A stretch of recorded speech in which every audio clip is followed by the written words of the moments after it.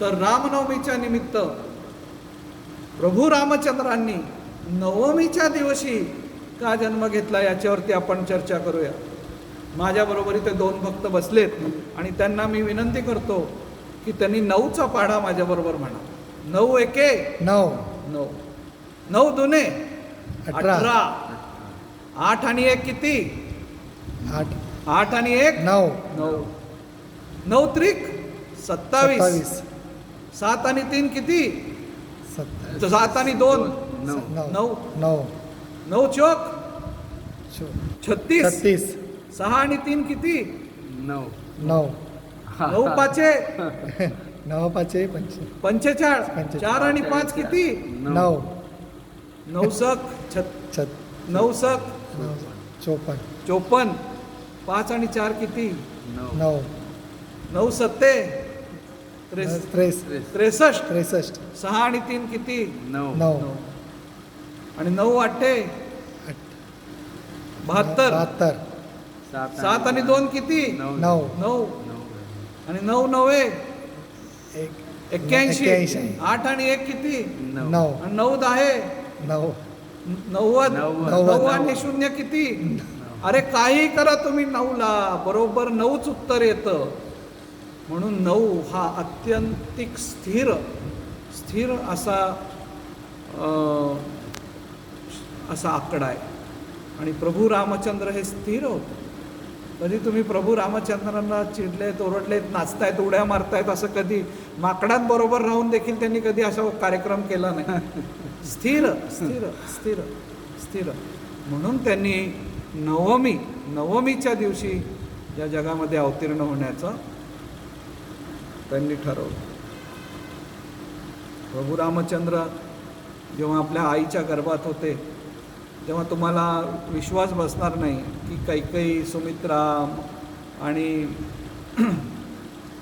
कौशल्या हे जेव्हा एकमेकांच्या जवळ यायचे तर जसे जवळ आले तसं कैकेयी आणि सुमित्रा यांच्या पोटातून लक्ष्मण आणि भरत मारायचे त्यांच्या पोटावरती.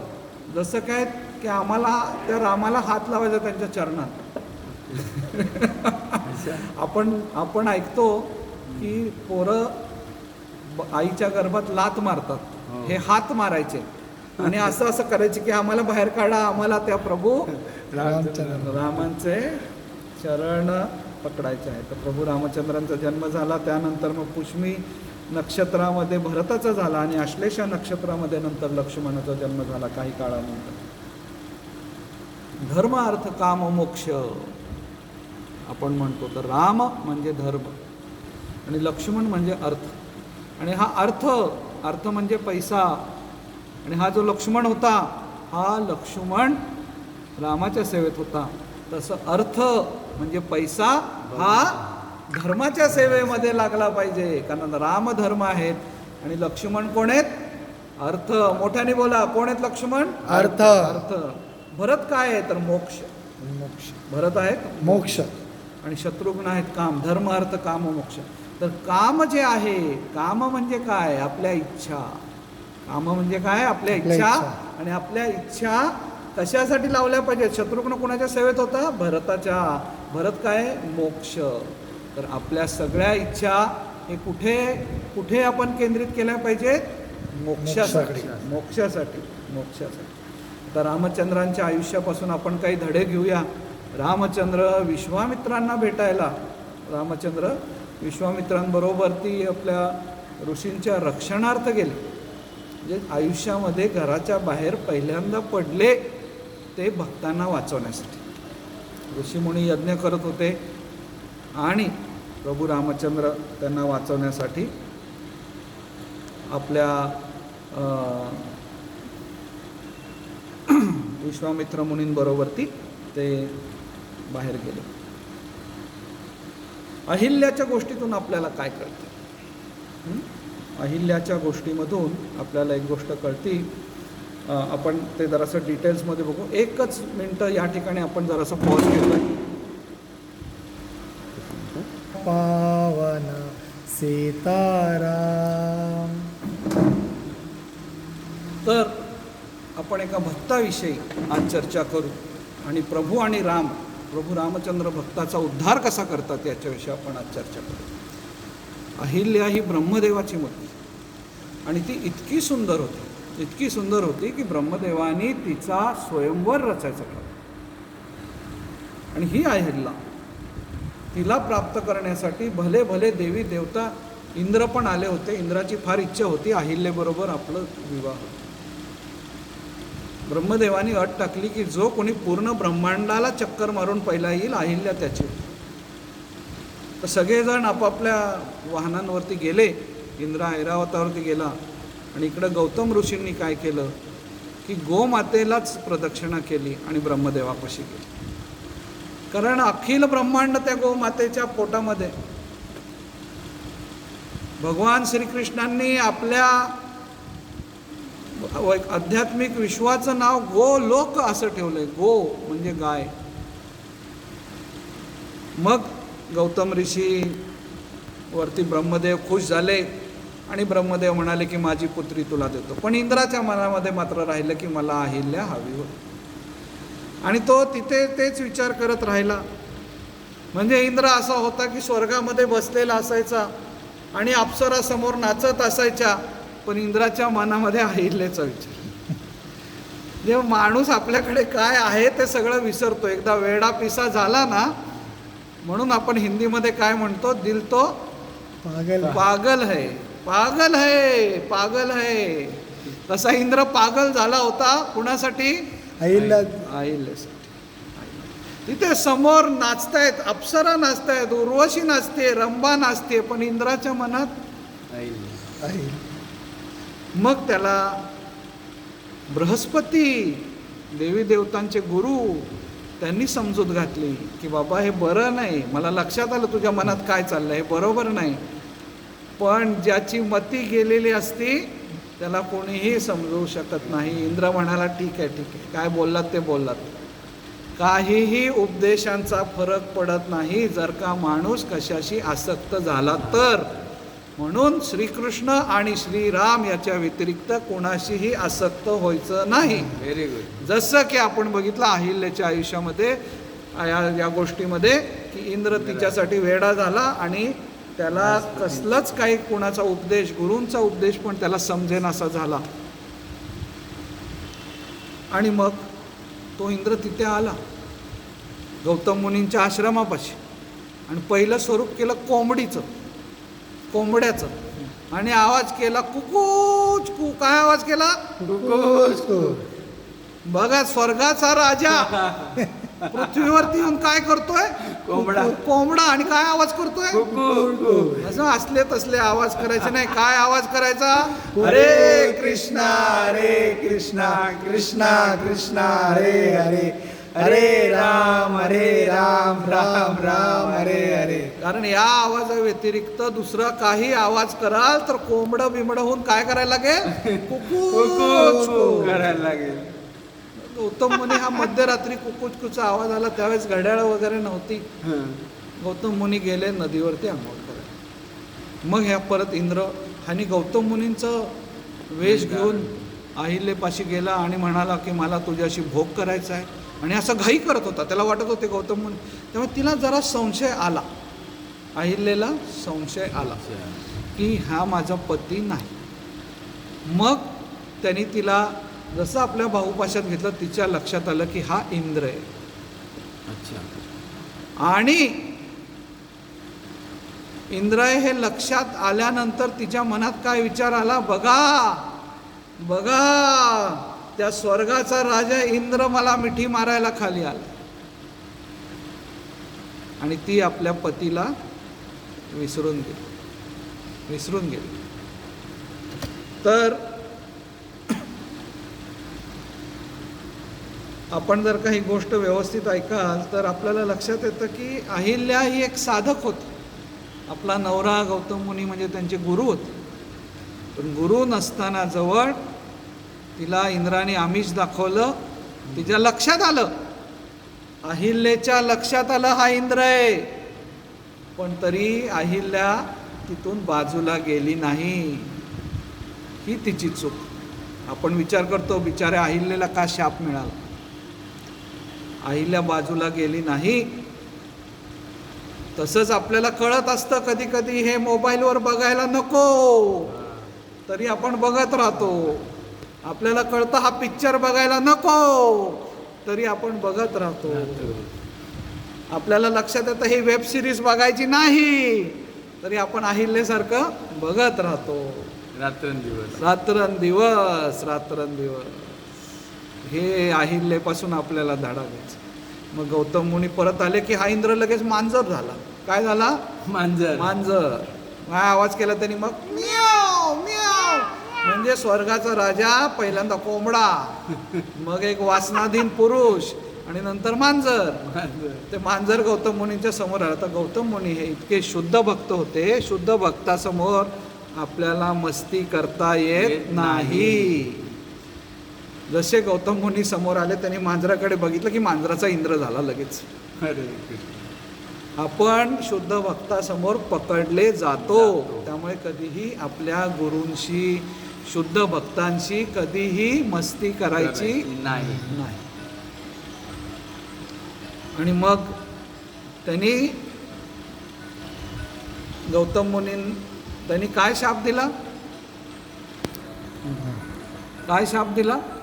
त्यांनी शाप दिला की तुझ्या अंगावरती योन्या होतील सगळीकडे. इंद्र म्हणणार ते कसं घाण दिसायला लागलं, अंगावरती योन्या सगळ्या. तो म्हणाला नाही, काहीतरी ह्याच्यातनं माफी द्या. म्हणाले ठीक आहे, तुला इतकी स्त्रीकडे बघण्याची इच्छा होती तर तुझ्या अंगावरती 1000 डोळे येतील. त्यामुळे आपण जर का श्रीराम यांच्या व्यतिरिक्त इतर कुणाला बघायची इच्छा ठेवली तर काय होईल? आपली हालत, आपली परिस्थिती त्या इंद्रासारखी होईल. तर ते मग नंतर आतमध्ये गेले आणि अहिल्याला म्हणाले, अहिल्ये तुझं हृदय एका दगडासारखं झालंय, कारण तू मनामध्ये अजिबात विचार केला नाहीस की तुझा पती बाहेर गेलेला आहे, तू आपल्या पतीची आहेस. तसं आपण आपलं हृदय दगडासारखं झालंय कधी म्हणतो? जेव्हा आपण रामाचे आहोत आणि रामाव्यतिरिक्त आपण इतर कुणाबरोबर कसलाही आनंद घेतला, आपल्या इंद्रियांबरोबर, इंद्रिय वस्तूंबरोबर, तर आपल्यामध्ये आणि अहिल्यामध्ये काहीच फरक उरत नाही. तर मग अहिल्याने प्रार्थना केली की हे प्रभू मला माफ कर. आणि गौतम ऋषी तिला म्हणाले की ठीक आहे, तू दगड होशील, पण दगड झालीस तरी पण तू हृदयामध्ये रामाचं नाव घेत राहा. मग एक दिवस राम येतील आणि तुला मुक्त करतील. आपण म्हणजे आपल्याला या गोष्टीतल्या काही डिटेल्स माहिती नसतात की अहिल्याला गौतम ऋषींनी रामाचं नाव घ्यायला सांगितलं आणि ती निरंतर, ती नुसती दगड होऊन बसली नव्हती. मग ती दगड होणार असं तिला कळल्या तिने काय केलं? हात जोडले. ती म्हणाली दगडच व्हायचंय तर हात जोडलेल्या पोझिशनमध्ये दगड होते. हात जोडलेल्या पोझिशनमध्ये दगड होते आणि मनामध्ये रामाचं नाव घेत आणि ती मनामध्ये रामाचं नाव घेत राहिली. आणि एक दिवस त्या नामस्मरणामुळे दगड झालेल्या परिस्थितीत देखील हृदयामध्ये निरंतर रामाचं नाव घेतल्यामुळे रामचंद्र तिथे आले आणि त्यांनी तिला मुक्त केलं. मग गौतम मुनी तिथे आले, त्यांनी पण तिला माफ केलं. तर अहिल्या काय? अहिल्या म्हणजे आत्मा. गौतम मुनी काय आहेत? गौतम मुनी काय आहेत? बुद्धी. आणि इंद्र काय आहे? इंद्र आहे मन. हां, तर मग आत्मा म्हणजे कोण आहे? अहिल्या. तर आत्म्याने कुणाचा संग केला पाहिजे? बुद्धीचा का मनाचा? बुद्धीचा. बुद्धी कोण आहेत? गौतम मुनी. मनाचा संग केला, इंद्राचा संग केला. इंद्र आणि इंद्रिय बघा, शब्द पण कसे सारखे आहेत. तर इंद्रियाचा संबंध जास्त आणून द्यायचा नाही. मग असे हे राम सीतेशी स्वयंवर करून परत आले. आणि त्यानंतर आपल्याला सर्वांना माहीत आहे की मंथरेच्या मनामध्ये काय झालं, आणि मंथरेच्या मनात जे झालं त्याच्यामुळे रामाला वनवासात जायला लागलं. पण दशरथाने बोलवून सांगितलं की तुला वनवासामध्ये जायला लागेल. प्रभू राम म्हणाले की मी जायची तयारी आहे, पण मी नाराज आहे. मग त्याच्या आईला म्हणाले कैकेयीला वाटलं आता हा कशामुळे नाराज झाला, वनवासात जायच्या आधी जाणार नाही का वनवासामध्ये. तर ते म्हणाले की मी नाराज आहे की आई तू वडिलांच्या मुखातून हे का बोलून दाखवलंस. तू जर का मला येऊन सांगितलं असतंस की रामा वनवासात जा, तर मी हसत हसत गेलो असतो. हे सांगायसाठी तुला वडिलांना सांगायची काय गरज होती. मग रामचंद्र निघाले वनवासाला, आणि दशरथ हा त्याच्यानंतर आंधळा झाला. दशरथ म्हणाला की आता श्रीराम जर का मला दिसणार नसतील, काय म्हणाला दशरथ, श्रीराम जर का मला दिसणार नसतील तर या डोळ्यांचा काय उपयोग, असा विचार करून दशरथ हा आंधळा झाला. ही सगळी अयोध्याच जणू श्रीरामांच्या पाठोपाठ चालत गेली. राम आणि सीता अयोध्येच्या वेशीवरती झोपले, आणि लक्ष्मण मात्र झोपू शकला. तो गुहा नावाचा राजा होता. तो म्हणाला की लक्ष्मणा तू झोपत का नाही आहेस.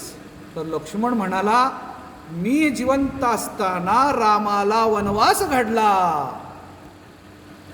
हे माझ्या मनाला इतकं बोचत राहतंय की मी आता इथून पुढे झोपणार नाही. मी जिवंत असताना मी काही करू शकलो नाही, हतबलपणे पाहत राहिलो की रामाला वनवास घडला. मग लक्ष्मण जागा राहिला, आणि जागा राहिल्यानंतर राम आणि सीतासाठी सेज करून ठेवली, आणि राम आणि सीता झोपले होते. हा जागा राहिलेला लक्ष्मण, मग त्याच्या लक्षात आलं की घाईघाईमध्ये आपण निघून आलो. आपली आई सुमित्रा आणि आपली पत्नी उर्मिला यांच्याशी बोलायचं राहून गेलं. मग लक्ष्मण आपल्या मनातल्या मनात सुमित्रेला भेटायला गेला. म्हणजे लक्ष्मण कुठे आहे, अयोध्येच्या वेशीवर. आणि मग तो भेटायला गेला, आणि भेटायला गेल्यानंतर त्याच्या आईला क्षमा करतो, सुमित्रेला म्हणाला की आई माझं चुकलं, घाईघाईमध्ये तुझी आज्ञा घेण्याची राहून गेली. त्याच्यावरती सुमित्रा म्हणाली लक्ष्मणा मला तुझा अभिमान आहे, मला तुझा अभिमान आहे, तुझं चुकलं नाही, तू बरोबर केलंस. मी अमृत पिऊन तुला जन्म दिला, आणि त्या अमृताचं आज चीज झालं. तू रामांच्या सेवेसाठी महाल सोडून वनामध्ये जायची तयारी दाखवलीस. हे माझ्यासाठी असं मला वाटतं की तुला जन्म देऊन मी धन्य झालो. मग लक्ष्मण उर्मिलेकडे गेला. तर उर्मिला एक चित्र बनवत होतं, हे सगळं मनात चाललं. आणि उर्मिला म्हणाली की हे प्रभू, मी हे चित्र रामाच्या राज्याभिषेकाचं बनवत होते, आणि चित्र संपत आलं, आणि एक रंग पडला, आणि सगळं चित्रच नष्ट झालं. मी जे चित्र बनवते ते खरं होत असतं, हे असं का झालं. तर ते म्हणाले तेच तुला मी सांगायला आलो होतो की राम आता राजा बनणार नाही. तू बनवतीस ते चित्र खरंच सत्य होतं, तर तू असं कर, आजपासून बरोबर 14 वर्षांनी तू हे चित्र बनव, आणि तुझं ते चित्र खरं होईल.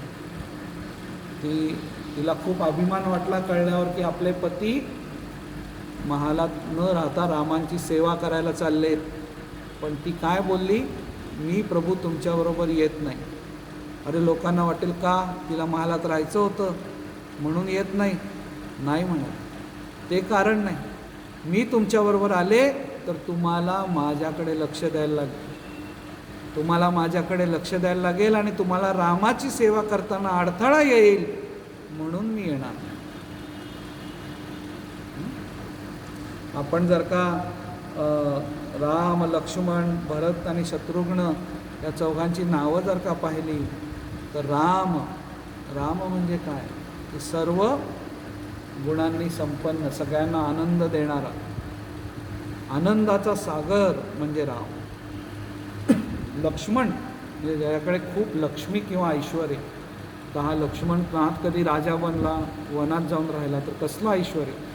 रामाची सेवा करणं हे सगळ्यात मोठं ऐश्वर आहे, जे तुम्ही सकाळपासून इथे करत आहात. तर ते ऐश्वर लक्ष्मणापाशी होतं, म्हणून त्याच्या नावात लक्ष्मण. भरत म्हणजे त्याच्यावरती भार पडणार होता, भार. कशाचा भार? राज्याचा भार. राम नसता अनेक आरोपांचा भार. भरत अनेक आरोपांचा भार. तुझ्यामुळे राम गेले, तुला राजा व्हायचे. सगळे चुकीचे आरोप.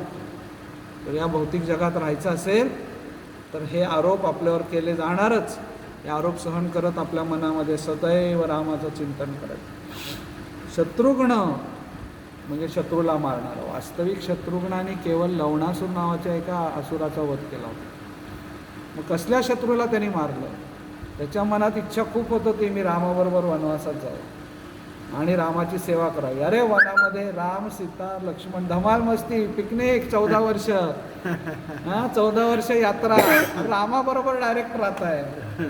हां, बरोबर की नाही? तसं नाही. त्यांनी काय ठरवलं? मी भरताची सेवा करतो, कारण भरत भक्त आहे. भक्ताची सेवा करतो. म्हणजे आपल्याला असं वाटत असेल की मी डायरेक्टली जाऊन मंदिरात देवाची सेवा करायची, कारण पण शत्रुघ्न म्हणाला तो ते एक बाकी लोक करतायत, मी भक्ताची करतो. तर भक्ताची सेवा न करणे किंवा फक्त देवाची सेवा करत राहणे हा जो शत्रुसम विचार आहे, याच्यावरती शत्रुघ्नाने जायला. हे जर का राम, सीता, लक्ष्मण, हनुमान अशी आपण हे 4 जोडपी जर का बघितली तर राम म्हणजे सर्व गुणसंपन्न आणि सीता म्हणजे शांती. तर शांती असेल मनामध्ये तरच आपण सर्व गुणसंपन्न होऊ. जर का सर्व गुणसंपन्न होऊ तर मनामध्ये शांती येईल. लक्ष्मण म्हणजे की धर्मनिष्ठ वागणे, एकदम व्यवस्थित, चांगला आचार. आणि उर्मिला म्हणजे श्रद्धा. तर श्रद्धा कशी निर्माण होती? जेव्हा आपला आचार चांगला असतो. आपली कामच घाणेरडी असती तर कसली श्रद्धा असते? या जगातली लोक आपल्याला उठतात आणि विचारतात, कुठे आहे तुमचा राम? अरे तुम्ही कामं काय करताय? कामं चांगली करा, मग तुमच्या मनात श्रद्धा निर्माण होईल. भरत म्हणजे चांगल्या इच्छा आणि मांडवी त्याची बायको म्हणजे उत्साह. तर माणसामध्ये जर का चांगला उत्साह असेल सेवा करायची तर चांगल्या इच्छा निर्माण होतात. चांगल्या इच्छा निर्माण झाल्या तर उत्साह होतो सेवा करण्याचा. जसे तुम्ही सकाळी उत्साही माणसासारखे सकाळी 5 वाजल्यापासून इथं सेवा करतात. शत्रुघ्न हे धन आहे आणि श्रुतकीर्ती त्याची बायको म्हणजे सेवा. तर हे धन नेहमी सेवेमध्ये वापरायचं असतं. राम जेव्हा अयोध्या सोडून गेले तेव्हा अयोध्येतली माणसंच नाही, कुत्री मांजरी पण त्यांनी जेवायचं बंद केलं. आणि नंतर ते काही अंतर पुढे गेले आणि मग सुमंत्राला मागे पाठवून प्रभू रामचंद्र गुहा नावाच्या राजाला भेटले.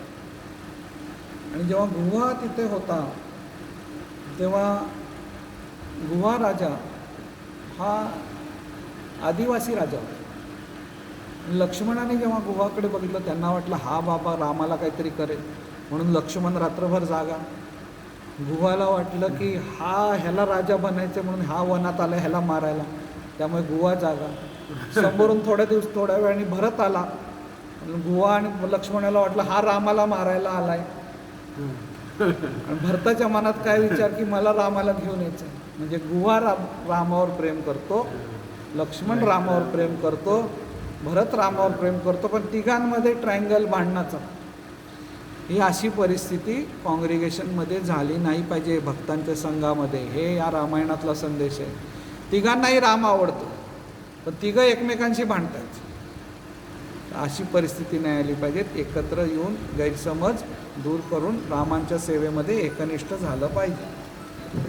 आणि तिथून मग रामाने गुहाचा निरोप घेताना डिंक घेतला आणि आपल्या केसांवरती लावला आणि रामचंद्र तिथून पुढे निघून गेले.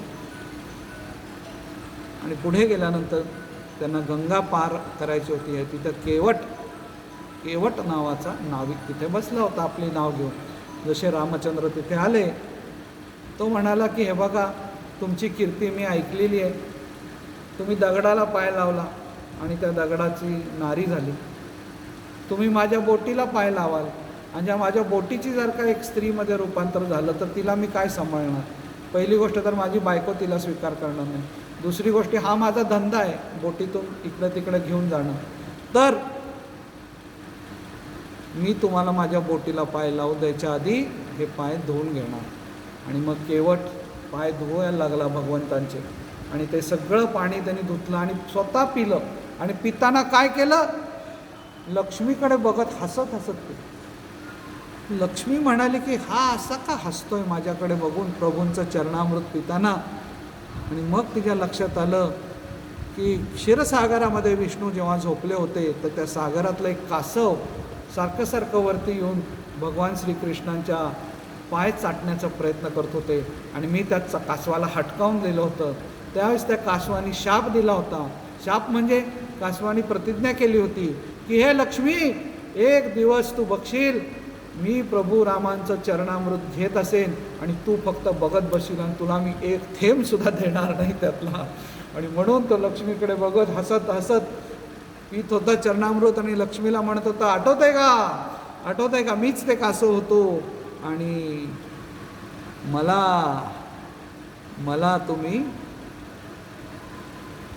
तुम्ही त्यावेळेस प्रभूंचं चरणामृत नव्हतं पिऊ दिलं. राम बोटीमध्ये बसले, नदी पार झाली आणि राम आता नदी पार झाली म्हटल्यावर काहीतरी दिलं पाहिजे. म्हणून त्यांनी सीतेला म्हटलं की काहीतरी दे. तर सीते आपल्या पायातली सोन्याची अंगठी त्याला द्यायला लागली. तर केवट म्हणाला, नाही माते, मी काय घेणार नाही, मी नाही घेणार. तर राम म्हणाले, का नाही घेणार केवट?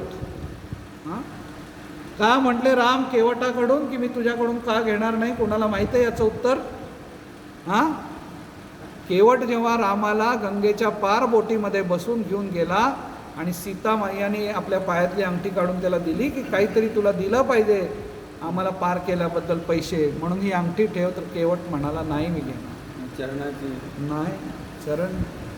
त्याचं कारण असं आहे, तो म्हणाला की नाही सेना नाही लेतो,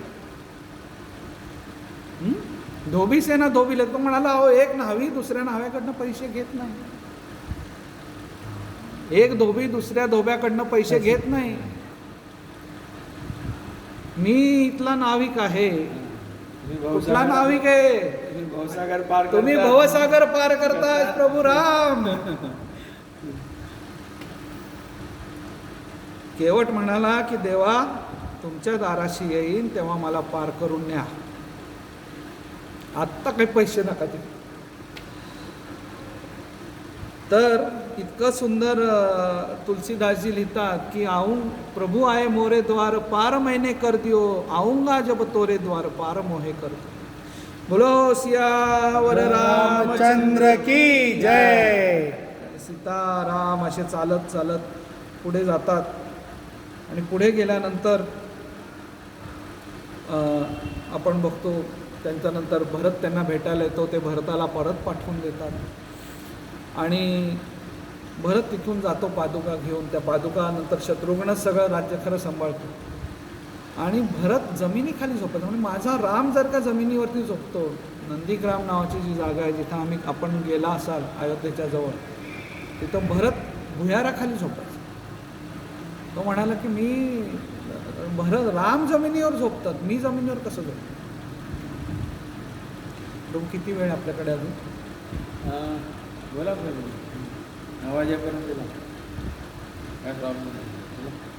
मग तिथून प्रभू रामचंद्र कित्येक वर्ष उत्तरेकडेच राहिले आणि शेवटचे 1 वर्ष ते नाशिकमध्ये दंडकारण्यामध्ये आले.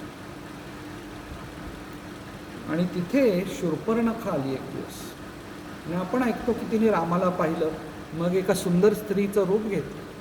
तुम्ही सगळ्यांनी हे ऐकलं असेल. तसं नाही आहे. तिने रामाला पाहिलं, तिने विचार केला की हा सुंदर पुरुष कोण आहे, हा इतका चांगला माणूस कोण आहे, हा हिरव्या कांतीचा माणूस कोण आहे, हा कोण आहे, हा कोण आहे, हा कोण आहे. ती रामाविषयी विचार करत राहिली आणि ती सुंदर झाली. या शूर्पणखा रामाविषयी विचार करत राहिली आणि सुंदर झाली. आणि मग ती तिथं गेली आणि मग तिला तिला झुलवलं दोघांनी की नाही तू माझ्याशी नाही, त्याच्याशी कर, त्याच्याशी नाही, ह्याच्याशी कर, असं करत. आणि मग तिला लक्षात आलं या सीतेमुळे माझं सगळं होतं. त्यामुळे ती सीतेवर चिडली. सीतेवर चिडली. सीता ही रामाची भक्त. मग भक्तावर चिडल्यामुळे ती परत कुरूप झाली.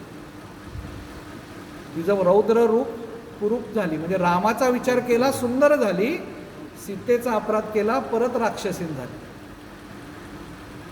हा त्याच्या मागचा धडा आहे. तर जेवढा आपण भक्तांचा अपराध करू, आपण शूर्पणखेसारखे वाईट होऊ. जेवढा रामाचा विचार करू, तेव्हा आपलं मन आणि शरीर सुंदर होईल. तिथून जाऊन मग तिने रावणाला सगळा समाचार सांगितला. तर रावण नुसतं ऐकून, सीतेचं वर्णन ऐकून त्याच्या मनात इच्छा झाली भोग करायची. त्या काळी मोबाईल नव्हते, नाहीतर शूर्पणखाने 2-4 फोटो काढून रावणाला व्हॉट्सॲपवर पाठवले असते सीतेचे. हां, पण नुसतं ऐकून त्याची ही हालत झाली की तो माणूस लंकेवरनं नाशिकला आला. आज सुद्धा नाशिकमध्ये एअरपोर्ट आहे, पण लंकेवरनं नाशिकला जाणारं एक सुद्धा विमान नाही. पण रावणाने त्यावेळेस ते विमान काढले. म्हणजे विचार करा, ऐकूनही त्याची हालत झाली. आणि आपण ऐकतो, बघतो, बोलतो चुकीच्या गोष्टी ऐकल्यामुळे रावण नाशिकला पोचला. आणि मारीच स्वर्णमृग होऊन तिथे आला. मारीच्याकडे बघितल्या लक्ष्मणाने ओळखलं की ही काहीतरी गडबड आहे. आणि सीता म्हणायला लागली की मला हे हरिण हवं. तर जीवात्मा म्हणजे सीता, गुरु म्हणजे लक्ष्मण, गुरु सांगतायत काहीतरी गडबड आहे, तिकडे जाऊ नकोस. पण एकदा माणूस वेडा झाला की त्याला ते हवंच असतं. मला ते हरिण हवंच आहे. त्यांनी रामाला पाठवलं. राम त्या हरिणाला मग पकडायला. परत मारीच्याला बाण लागल्यावर तो ओरडला, सीते लक्ष्मणा वाचव. त्याच लक्ष्मण म्हणाला हा माझ्या भावाचा आवाज नाही. सीता म्हणाली तुम्ही जावा.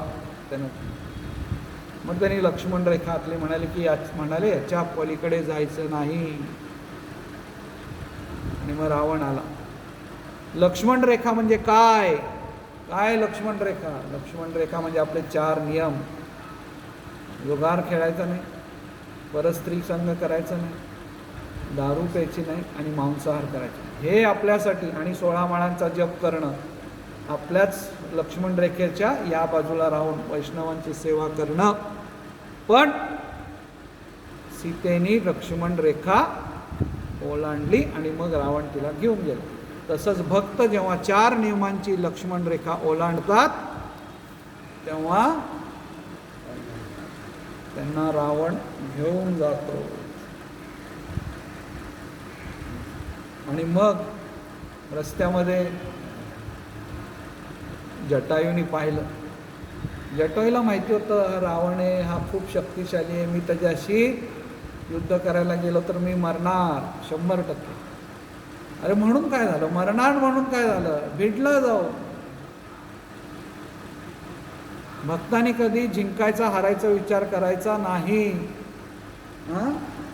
जिथे प्रभू रामांच्या वरती किंवा भक्ती मार्गामध्ये कुणी अडथळा आणत असेल, सरळ जाऊन रडायचं, हारलो तर हारलो. जसे छत्रपती शिवाजी महाराजांचे सेवक हिरोजी जेव्हा आग्र्यामध्ये शिवाजी महाराज पळून जाताना त्यांना मिठी मारली, तेव्हा हिरोजी म्हणाले की महाराज जगलो तर रायगडावर भेटेल आणि मेलो तर स्वर्गामध्ये भेटेल. भगवंतांचा भक्त देखील असाच असतो. हे प्रभू तुमची सेवा करतो, जगलो तर मंदिरात भेटू आणि मेलो तर वैकुंठात भेटू. फरक काय पडतो, शेवटी आपली भेट तर होणारच. आणि तिथून राम शोधत शोधत गेले शबरीपाशी आणि शबरीने त्यांना बोरं खायला लागली. या जगातलं एकमेव भोग दाखवण्याचा कार्यक्रम ज्याच्यामध्ये भोग उष्टा करून खायला घातला एकदाच घडलं आहे, परत कधी असं घडलं नाही आणि घडणार नाही आणि घडू पण नाही. आपण शबरीच्या स्तरावरती असो तरच ते घडावं. पुढे गेल्यानंतर हनुमान भेटले. तर जटायूच्या बाबत एक गोष्ट सांगायची राहिली की हा जटायू होता, त्याने एकदा दशरथ महाराजांना मदत केलेली युद्धामध्ये. आणि दशरथ महाराज त्याला म्हणाले तुला काय हवं आहे. जटायू म्हणाला मला तुमचा मुलगा द्या. म्हणाले मला मुलगाच नाही आहे, झाला तर देईन. दशरथ महाराज ना खूप वचनं द्यायची लोकांना, काही हा तुला 2 वचनं, जटायू तुला मुलगा देईन, अशी जास्त लोकांना वचनं द्यायची नाही, नडतं परत. पण राम आहेत, राम ती वचनं पूर्ण करतात. राम ती वचनं पूर्ण करतात. प्रभू रामचंद्रांनी काय केलं ते म्हणाले की माझ्या वडिलांनी सांगितलं ना मुलगा देईल, तर तो जटायू तो जेव्हा मृत्यूच्या समयी तिथे पडला होता तर रामाने त्याला आपल्या मांडीवर घेतलं. विचार करा, रामचंद्रांच्या मांडीवरती त्यांनी देह सोडला, त्याला पाणी पाजलं आणि त्याचा अंत्यसंस्कार केला. दशरथाचा अंत्यसंस्कार रामाने केला नाही, पण जटायूचा केला. पण त्याच दशरथाने जटायूला सांगितलेलं माझा मुलगा मी तुला देईन. आपल्या वडिलांचं वचन त्यांनी खरं करून दाखवलं. कैकेयीला वचन दिलं होतं की तुला 2 वचनं देईल, त्यासाठी वडिलांचं वचन खरं करून वनवासामध्ये गेलं. पुढे गेल्यावर हनुमान आणि सुग्रीव बसले होते. त्यांना वाटलं वालीची माणसं आहेत. सुग्रीव म्हणाला तू असं कर, वेश बदलून जा. हनुमान वेश बदलून गेला. म्हणाला कोण आहे तुम्ही. म्हणाले मी राम आणि हा लक्ष्मण. हनुमान म्हटला ज्या रामाचं नामस्मरण जन्मल्यापासून करतोय तो राम समोर आला आणि मी ओळखला नाही. प्रभू असं का व्हावं. काय म्हणाले प्रभू राम त्याला. म्हणाले हनुमाना तू वेश बदलून आलास म्हणून मी प्रकट झालो नाही. त्यामुळे देवासमोर जाताना वेश बदलून जायचं नाही. आपण घाणेरडे आहोत, देवाला म्हणायचं देवा मी घाणेरडा आहे, मी माकड आहे, इकडे तिकडे उड्या मारतो, माझ्यावर दया कर. आपण काय करतो, वेश बदलून जातो. देवा मी युगावतार दास, परमभक्त परमपूज्य युगावतार दास मी. मग देव म्हणतात ठीक आहे मी पण तुझ्यासमोर प्रकट होत नाही. देवासमोर उघडं नागडं होऊन जायचं की देवा मी असा आहे, सांभाळून घे रे बाबा मला. मग देव प्रकट होतो. हा फार मोठा धडा राम आणि हनुमान भेटत आपल्याला कळतो की देवासमोर वेषांतर करून जायचं नाही, स्वतःला मोठं भक्त दाखवायचं नाही. आणि तिथून मग हनुमान आपल्याला माहिती आहे की सुग्रीव राम भेटले, वालीचा वध झाला आणि मग हनुमान शोधायला गेला लंकेमध्ये आणि उडी मारली. त्या उडीमध्ये 4 अडथळे आले. पहिला अडथळा आला पर्वत, मैनक पर्वत. तो म्हणाला अरे कुठे जातो एवढ्या लांब, जरा आराम कर. हनुमान म्हणाला भक्ती एकदा सुरू केली की आराम ब्रेक बिक घ्यायचा नाही. आपण असं कधीपर्यंत जप करत राहायचं हरे कृष्ण कृष्ण कृष्ण हरे हरे हरे राम. लोक म्हणतात कधीपर्यंत काय, वैकुंठाच्या आत जाईपर्यंत. ते वैकुंठातून विमान जरी आलं तरी विमानात सुद्धा बसायचं. ते म्हणत हरे कृष्ण कृष्ण कृष्ण हरे हरे हरे राम राम राम हरे हरे. विष्णुदूत म्हणतील अरे बाबा आता तर शांती राख, तुला वैकुंठात घेऊन जातो. नाही, हरे कृष्ण कृष्ण कृष्ण हरे हरे हरे राम राम राम. वैकुंठाच्या दरवाजावरती जय विजय म्हणतील या हरे कृष्ण कृष्ण कृष्ण हरे हरे हरे राम राम राम. आज जायचं हरे कृष्ण कृष्ण कृष्ण हरे हरे हरे राम राम राम. इकडे तिकडे बघायचं, हे वैकुंठच आहे ना. 4 लोकांना विचारायचं आणि मग हरे कृष्ण हरे राम. तोपर्यंत थांबायचं आराम. मग हनुमान काय म्हणाल बाबा हरे कृष्ण कृष्ण नको आराम नको. पाय ठेवला त्याच्यावर निघून गेला. सुरसा आली लगेच. तिने असं एक मला ब्रह्माचं वरदान आहे, जो कोणी इकडून जाईल माझ्या तोंडातून गेलाच पाहिजे. हनुमान छोटा झाला, तोंडात गेला झालं ना तुझं वरदान पूर्ण. जास्त कोणी मोठं म्हणायला ना मी ना 64 माळा जप करतो, उगीच त्याला जाऊन सांगू नका की मी पण 128 करतो, मी 192 करतो, मी ना कसे 16 करतो. पुढे चला बढाया मारू नका. सिंहिकाने त्याची सावली पकडली. म्हणजे काय, सिम्मिका म्हणजे आपली प्रवृत्ती. एखादा माणूस चाललाय त्याची सावली पकडणे म्हणजे काय? सावली म्हणजे काळी, काळी म्हणजे वाईट गोष्ट. एखाद्या भक्तातल्या सारख्या वाईट गोष्टी बघत राहायच्या म्हणजे सिम्मिका. तिला जाऊन हृदयातनंच तिला मारून टाकलं हनुमान. हे हृदयातनं ही प्रवृत्ती काढून टाकायची भक्तांचे वाईट गुण बघण्याची. आणि मग ते तिथं पोचल्यावर लंकिनी नावाची राक्षसी होती. म्हणून मी लंकेचं रक्षण करायला आहे, तू चोर कुठे आत घुसतो. हनुमानाने एक कानाखाली वाजवली तिच्या. म्हणून मला चोर म्हणते, तुझा राजा आमच्या राजाची बायको चोरून घेऊन आलाय. ते म्हणाले, बाबा मला ब्रह्माने सांगितलेलं जेव्हा एक वानर येईल तुला झापड मारेल तेव्हा लंकेचा अंत जवळ आलाय, समजून घ्या.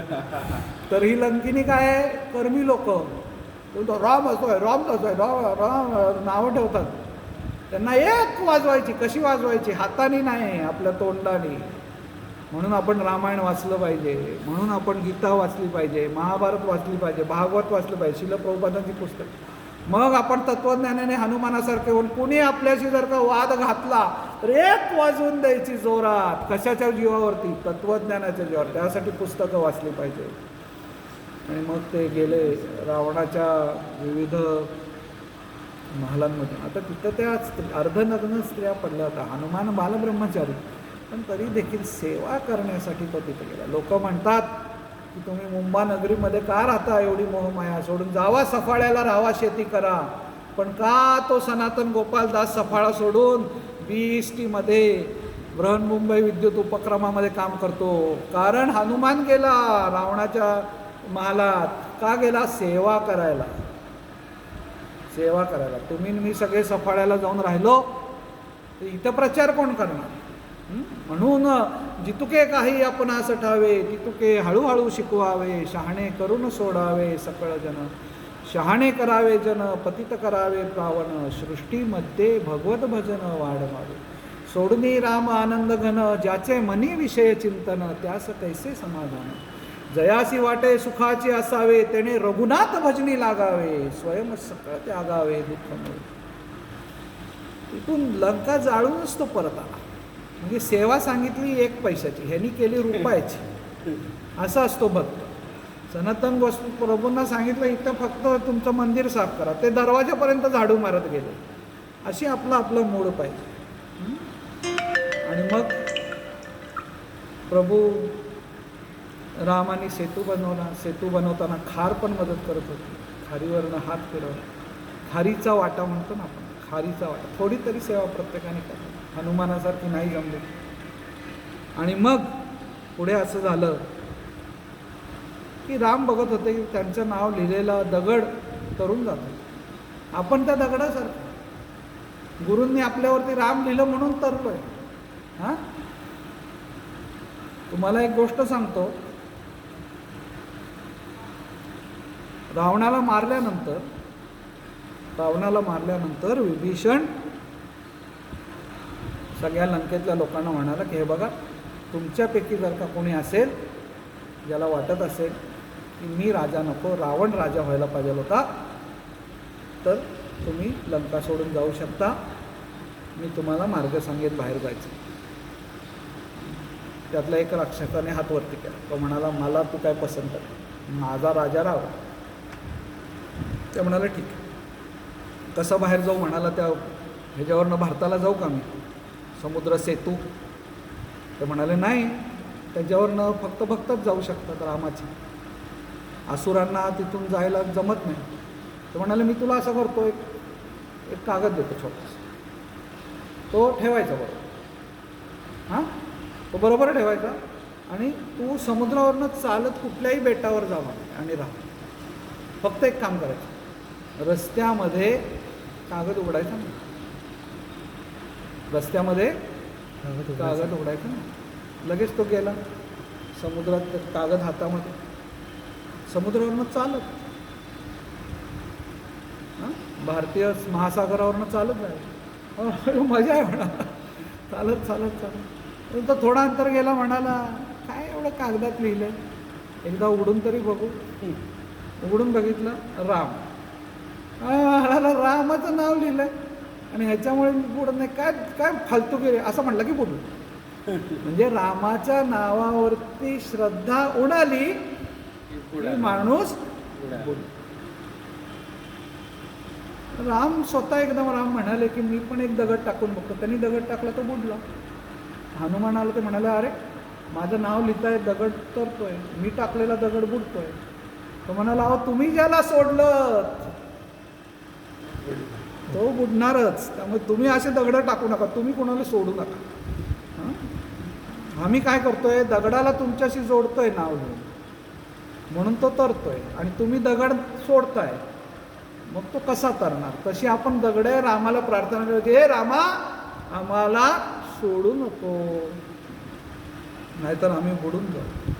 पुढे युद्ध सुरू झालं. हनुमानाने द्रोणागिरी आणलं. परत पैशाचं काम सांगितलं, रुपयाची सेवा.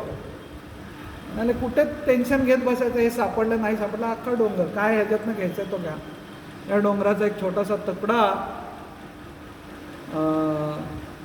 साताऱ्याच्या जवळ पडला. एवढासा तुकडा आहे, पण तो जरंडेश्वर नावाचा पर्वत आहे. म्हणजे सह्याद्रीमध्ये हिमालयाचा एक छोटासा तुकडा आपल्याकडे आहे. तर तुम्हाला विश्वास बसणार नाही, त्याच्या आजूबाजूला सगळे आयुर्वेदिक झाडं यायची. म्हणून साताऱ्यात आयुर्वेद अर्कशाळा सुरू झाली त्याच्यावरून. आजसुद्धा तो जरंडेश्वराचा पर्वत तिथे आहे. कधीतरी आपण यात्रा घेऊन तुलसी मानसच्या सगळ्या भक्तांना आपण यात्रा घेऊन जरंडेश्वरच्या पर्वतावर जाऊ. तो पर्वत म्हणजे द्रोणागिरी हनुमान घेऊन येत असताना छोटासा पडलेला तुकडा. आणि मग युद्ध सुरू झालं. शेवटी लक्ष्मण म्हणाले की आता मारून टाका राव. त्याचं एक डोकं उडवलं की दुसरं डोकं, परत उडवलं, दुसरं आलं, परत एक डोकं उडवलं, सगळे वानरं नाचायला लागले, अरे रावण मेला, परत दुसरं डोकं. तसं कधी कधी एका दिवशी आपली कामवासना कमी होती, मग आपल्याला वाटतं शुद्ध भक्त झालं, तोपर्यंत दुसरं डोकं झालं, मेली नाही. मग ती कामवासना रामाने बाण मारून बरोबर इथं हृदया अमृत कुंभ त्याचं उडवून टाकलं. तसं राम नामाने मग ती हृदयातून उडाली पाहिजे. एक दिवस कमी जास्त झालं तर लगेच माकडांसारखं नाचायचं नाही. आणि मग सीतेला रामाने परत घेतलं, पण घेताना काय घेतलं, अग्निपरीक्षा. तसं आपल्याला सगळेजण म्हणत असताना माया माझी का परीक्षा घेते, मला तर रामाकडे परत जायचं आहे. पण रामाकडे परत जायचं असेल तर काय द्यायला लागती, अग्निपरीक्षा. ही अग्निपरीक्षा द्यायची, मग राम आपल्याला. ती अग्निपरीक्षा म्हणजे हे सहन करायचं. हे हृदयामध्ये काम, क्रोध, लोभ, मद, मोह, माया, मत्सर सगळे सहन करत निरंतर हरे कृष्णा कृष्णा कृष्णा हरे हरे, हरे राम राम राम हरे हरे. हे नामस्मरण आपण निरंतर करत राहायचं. मग आपले प्रभू रामचंद्र आपला याच्यामधून आपला उद्धार करतील आणि आपल्याला अयोध्येला परत घेऊन जातील. हरे कृष्णा कृष्णा कृष्णा हरे हरे, हरे राम राम.